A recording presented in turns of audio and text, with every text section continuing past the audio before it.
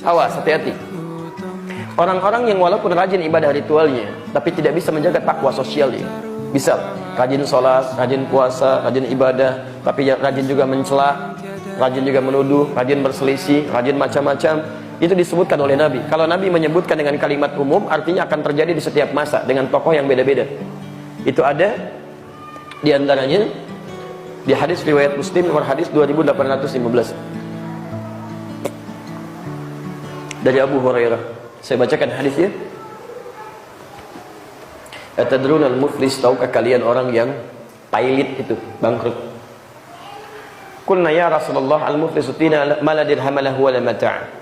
Kami katakan ya Rasulullah, orang pailit itu orang yang sudah enggak punya uang sepeser pun, enggak ada aset sedikit pun. Logis ya? Sekarang perhatikan. Al-muflisu min ummati, orang pailit dari umatku itu. Ingat, Nabi tidak menyebut umatnya Musa atau Aisyah, tapi umatku. Ada orang yang mengaku umatnya Nabi Muhammad, tapi disebut pailit oleh Nabi di akhirat nanti. Ya'ti yaumal qiyamati bi sholatin, datang di hari kiamat dengan pahala salat yang cukup banyak. An-in itu diantara maknanya banyak.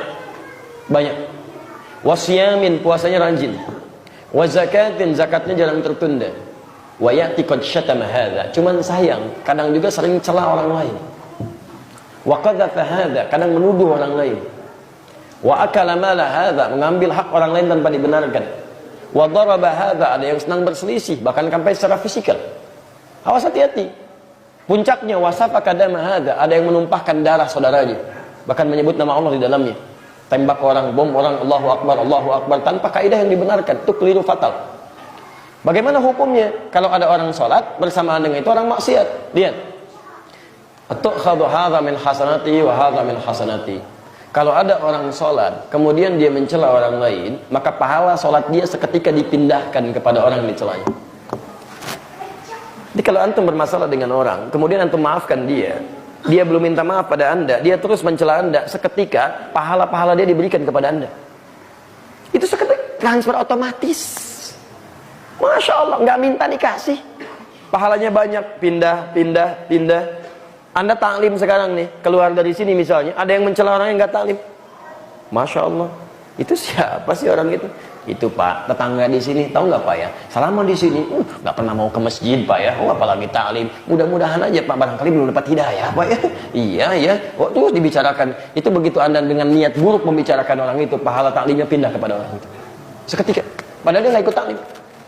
Datang orang lagi datang, kenapa sih? Itu tuh orang itu, oh iya ya, nggak nyangka ya, nyangka tuh, masya Allah, gabung lagi di situ, pindah 3 orang, orang itu cuma nerima aja, padahal nggak ikutan.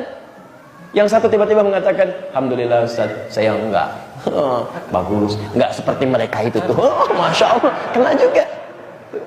Jadi ada banyak hal yang kadang nggak sadar gitu kan, kadang nggak sadar, ya atau jangan-jangan Anda sering rajin ikut taklim, tapi sering mencela juga, hati-hati itu, nggak boleh gitu kan.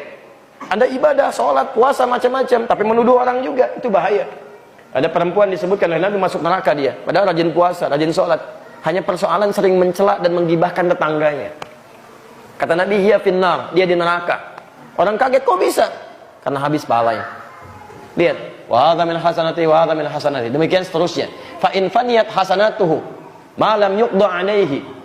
Tapi jika habis kebaikannya, sementara masih ada keburukan yang dilakukan, misal masih ada dosa satu, pernah zalimi orang, tapi bekal kebaikan sudah nggak ada untuk menembusnya, maka yang terjadi, diambillah keburukan orang ini, tu'khadhu min khatayahum, diambil keburukan orang ini, ditimpakan kepada orang yang ini, faturiha finnar, maka kehabisan bekal dia, dimasukkanlah ke dalam neraka.